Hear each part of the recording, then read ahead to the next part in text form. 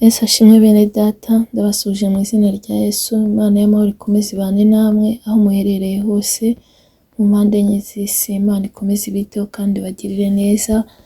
Twese muri wa mwanya mwiza wo kuba imbere y'Imana, tugiye gutangira dusenga. Data mwiza, turagushimye, turaguhimbaje, tugushimiye neza n'urukundo rwawe. Dushimye ko abanye natwe ukaturinda. Mana wagize neza, icyubahiro ni icyawe. Twese muri wa mwanya mwiza wo kuba imbere yawe, turakwinjiza kugira ngo twese tuboneze rwose, dukureho umugayo wose watugaragayeho, twejeshe amaraso yamenye ku musaraba Golgotha. Ukimara kutubabarira mwami, tuguhaye karibu n'ikaze, ngwino ubane natwe muri uyu mwanya wo kuguhimbaza mu ndirimbo. Twemerere iyi ndirimbo kubera umubavu uhumura neza, kandi utwemerere umwanya ntube impfabusa, ahubwo ube umugisha n'uw'umumaro. Kandi icyo twanze ni ukora k'umwanzi, duhagaritse imyuka mibi, duhagaritse Satani n'ingabo ze. Mu izina rya Yesu Kristo dutumiye Umwuka Wera kugira ngo azaganze ategeke mu ruhande rwacu, ntabe ari twe, ahubwo izina ryawe rishyirwe hejuru. Senze nizeye mu izina rya Yesu, amen. Tugiye komeza turirimba indirimbo ya 95 mu ndirimbo zo gushimisha Imana.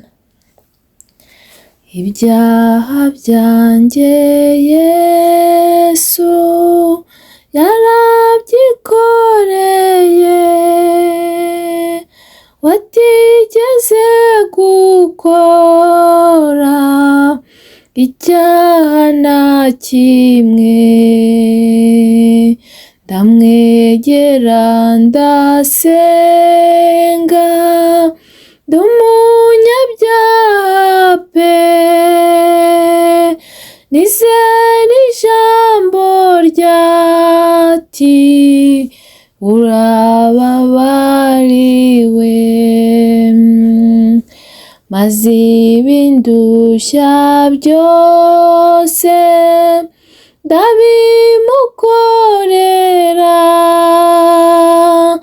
nta wundi utari Yesu wabyihanganira. Ndamwegera njya aho ari, ndushye nenebutse, ndagenda mpawe intege, sindishirizwe pe, nuko amaganya yanjye nyakurwaho nawe, duhukira muri we, amahoro ye. Emmanuel Kristo, zina rihebuje,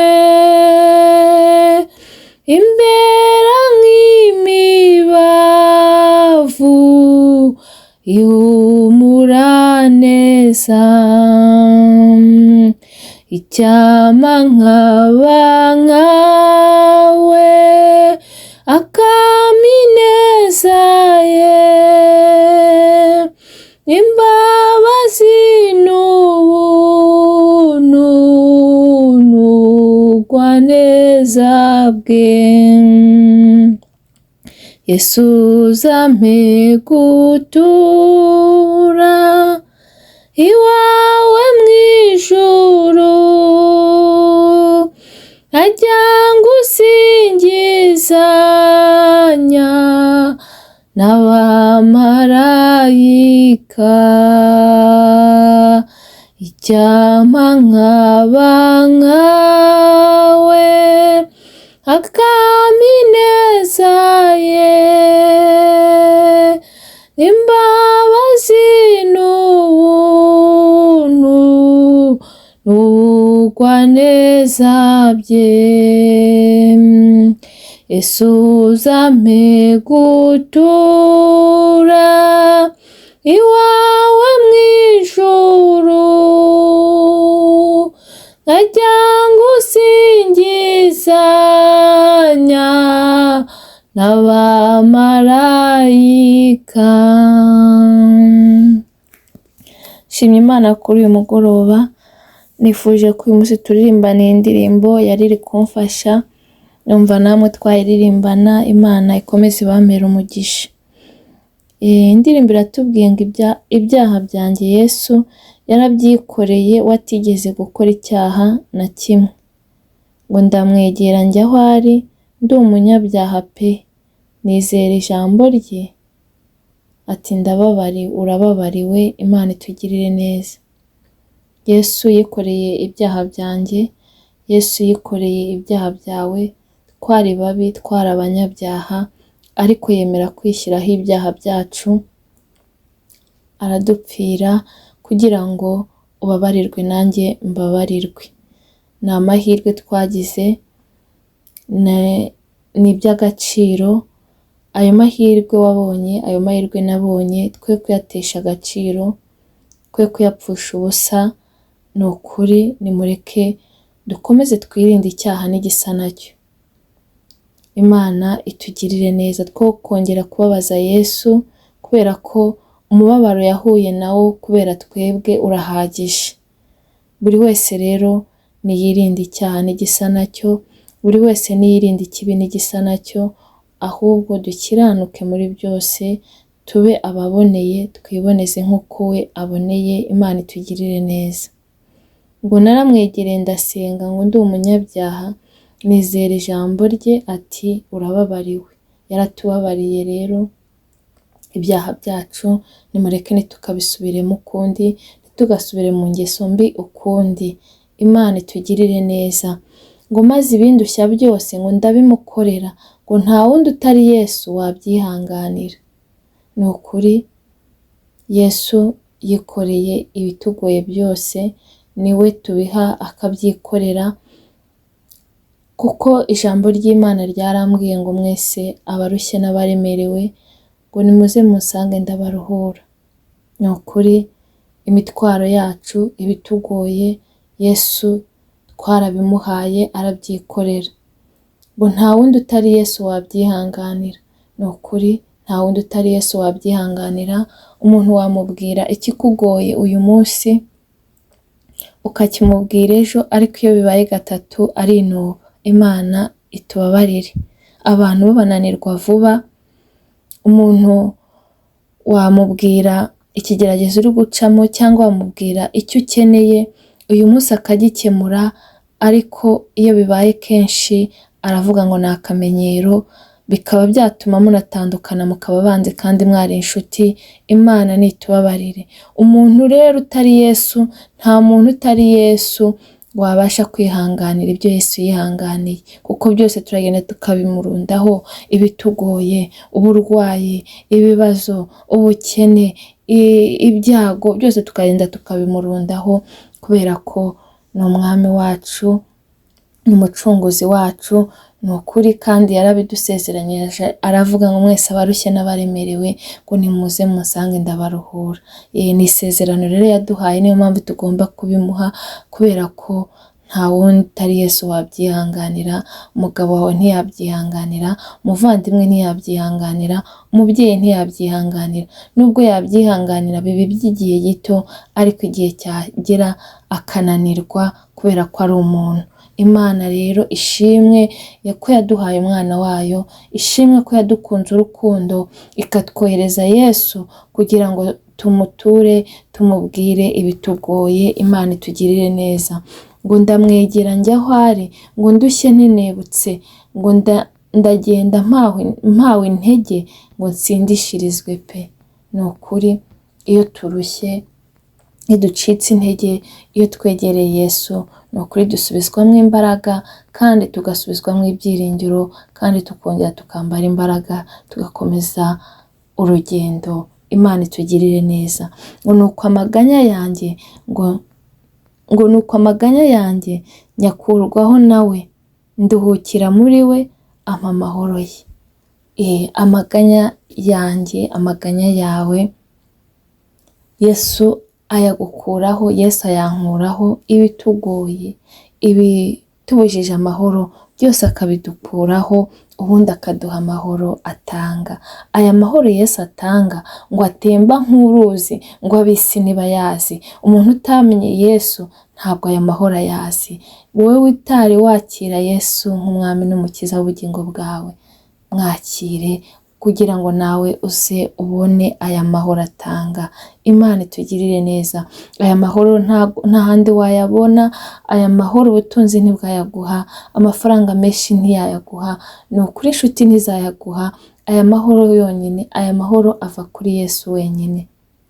Ni ukuri wowe unkurikiye, ni ukuri ndakwifuriza kweza komera aya mahoro kugira ngo uruhukire muri we. Imana itugirire neza. Ngo Emmanuel Kristo, ngo zina rihebuje rimbera nk'imibavu ihumura neza. Yesu araryoshye, Yesu ni mwiza, Yesu ni igitangaza, ni umwami w'amahoro, yitwa ishobora byose, ni ukuri ni data wa twese, ntahinduka, ntabwo mbega aratangaje. Yesu iyo ari mu buzima bwawe wumva unezerewe, wumva uryohewe n'ubuzima, wumva ufite amahoro. Ni ukuri wowe unkurikiye, ndakwifuriza ko Yesu nawe aba muri wowe. Imana itugirire neza. Ngo icyama nkaba nkawe, ngo akampa ineza ye n'imbabazi n'ubuntu n'ubugwaneza bye. Ni ukuri nawe wifuze ko Yesu aguha kugira ineza nk'iyo afite. Agira ineza nyinshi, agira imbabazi nyinshi n'ubuntu bwinshi. Nawe ugira imbabazi, ujye ugirira abantu imbabazi kandi ugirira abantu ubuntu bwinshi. Imana ni ukuri iguha imbaraga kugira ngo ugirire abantu ubuntu, kubera ko imirimo y'abera izibukwa. Ujye ugirira abantu ubuntu, ugira abantu utuma baseka ku bwawe, kandi ugirira abantu imbabazi, ubabarire n'abatagusabye imbabazi, ugira ubugwaneza. Ni ukuri ubane n'abantu bose amahoro, ugire urukundo kandi wirinde ikibi. Imana itugiriye neza. Ngo Yesu uzampe gutura iwawe mu ijuru, nkajya ngusingizanya n'abamarayika. Ni ukuri turi mu rugendo, ariko iri juru turi gusaba Yesu kugira ngo tuzarituremo riraharanirwa. Ntabwo ari ugupfa kugenda gutyo gusa. Ngo umugabo nta bwenge, ngo yagiye ngo nta rwandiko, ngo agira ngo azinjira nk'uko abandi binjira. Imana itugirire neza. Ni ukugira ngo rero kugira ngo uzinjire mu ijuru hari ibyo ugomba gukora, hari ibyo usabwa. Kora imirimo myiza, kubera ko imirimo myiza izaduherekeza, ibyo twakoze bizaduherekeza. Imana itugirire neza kandi dukiranuke muri byose, twubahe Imana, twizere, tugire urukundo, twirinde kandi dukunde abantu bose tutarobanuye ku butoni, ubundi twirinde icyaha n'igisa nacyo. Ni ukuri ibyo nubikora, ubundi ukirinda ibibi, ukirinda icyaha, ni ukuri nta kabuza iri juru nawe uzarigeramo, iri juru nawe uzaritaha, nawe uzaba mu gitaramo cy'abera. Ni ukuri wowe unkurikiye, nawe ndakwifuriza kuzaba mu gitaramo cy'abera. Icyama tukazabana muri iki gitaramo cy'abera, aho tuzajya duhora dusingiza Imana n'abamarayika, aho tuzahora turirimba ngo abaho baguwe neza, ngo nta byago, ngo nta ntambara, nta burwayi, nta bibazo, ngo abaho baguwe neza, ngo bahora bahimbaza, ngo bahora baririmba. Ariko ngo umuntu wanze kwihana, ngo azahezwa hanze na Satani. Imana itugirire neza. Wowe wacitse intege, wowe wabivuyemo, wowe wataye umurongo wo kugenda mu nzira nziza, aho uherereye hose pfukama usaba Imana imbabazi. Uyu munsi niwo munsi wawe, fata umwanzuro, ubundi Imana irakubabarira. Nawe ukomeze mu rugendo udatanye, udacitse intege, kugira ngo nawe iri juru uzaribemo. Imana itugirire neza. Kandi nawe utari wakira Yesu nk'umwami n'umukiza w'ubugingo bwawe, igihe ni iki, umunsi wawe ni uyu. Ni ukuri fata umwanzuro, ubundi wakire Yesu nk'umwami n'umukiza, ubundi nawe ugende mu murongo muzima wo kujya mu bwami bwo mu ijuru. Imana itugirire neza. Reka dushime Imana kubw'iyi ndirimbo, kuri ubu butumwa twumvishe bwo mu ndirimbo. Imana ikomeze ibaho umugisha. Data mwiza, turagushimiye, turaguhimbaje, tugushimiye neza n'urukundo rwawe, tugushimiye ko wabanye natwe ukaturinda, tugushimiye